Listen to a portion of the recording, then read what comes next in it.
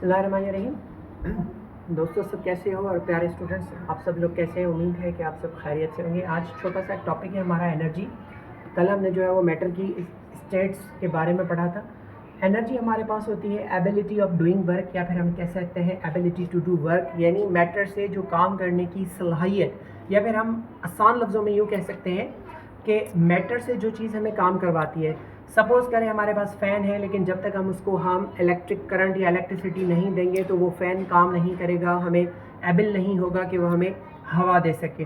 तो मैटर की जो एबिलिटी होती है दैट्स कॉल्ड एनर्जी, और एनर्जी की बहुत सारी अक़साम्स होती हैं और ये भी इंटरचेंजेबल होती हैं, यानी these energies can be transformed or then can be interchangeable and convert from one energy to into another energy। जैसे हमारे पास सबसे पहली है काइनेटिक एनर्जी, जो कि पढ़ाई जाती है, जिसको हम हरकी तवानाई भी कहते हैं। किसी भी जिस्म की हरकत की वजह से जो उसके अंदर एनर्जी आ जाती है that is known as kinetic energy.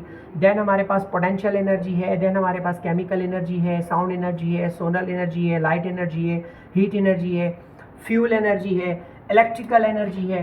9 number पे हम लिख सकते हैं इलेक्ट्रिक करंट और इलेक्ट्रिसिटी, इलेक्ट्रिकल एनर्जी। अब जैसे घरों में इलेक्ट्रिसिटी आती है, इलेक्ट्रिकल एनर्जी आती है, अगर हम उसको आयरन में प्रोवाइड करते हैं तो आयरन गर्म होती है, यानी that can be converted into the heat energy, जिससे हम कपड़े वगैरह प्रेस करते हैं। यही इलेक्ट्रिकल एनर्जी जब हम एक फ़ैन को देते हैं तो वो जो है वो मैकेनिकल एनर्जी के अंदर चेंज होती है।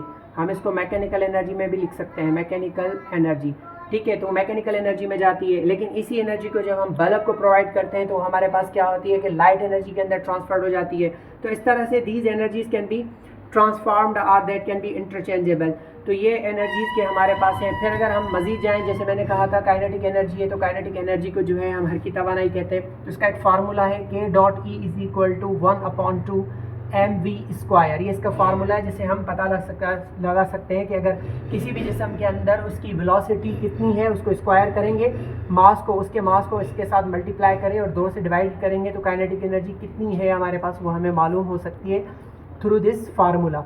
इसके अंदर 1/2 m का मतलब मास होता है और v का मतलब वेलोसिटी ही होता है। इसके अलावा हमारे पास है पोटेंशियल एनर्जी। पोटेंशियल एनर्जी का मतलब होता है energy due to position of an object. Object की हम देखते हैं कि पोजीशन क्या है फ्रॉम द अर्थ या फिर हमारे इस प्लेनेट के अंदर। जैसे कि पोटेंशियल एनर्जी का जो फार्मूला होता है वो P.E = mgh होता है। m का मतलब मास है, g का मतलब ग्रेविटी है और h का मतलब हाइट है, जो हमें पोजीशन को डिक्लेयर करता है। अगर हम सपोज करें मास एंड ग्रेविटी को कांस्टेंट रखते हैं तो यानी पोटेंशियल एनर्जी जो है वो डायरेक्टली प्रोपोर्शनल होगी किसके, हाइट के। तो इस तरह से जो है ना, और भी मज़ीद हम एनर्जीज़ को जो है वो बारी बारी पढ़ेंगे। और दैट्स एन व्हाट्सअप नंबर, जिस पर अगर किसी बच्चे को कोई टॉपिक समझना हो या कोई सवाल हो तो वो आप हमें अपना सवाल या टॉपिक जो है वो व्हाट्सअप पे विथ योर नेम जो है या कहाँ से वो हमें मेंशन कर दें, तो हम उसी टॉपिक को इंशाल्लाह ताला क्लियर कर देंगे या फिर उसकी एक वीडियो बनाकर आप लोगों को अपलोड कर देंगे विद द यासिर अकेडमी। अल्लाह खैर करेगा इंशाल्लाह ताला। Hope that we will resolve your queries, questions and problems of you. Thank you.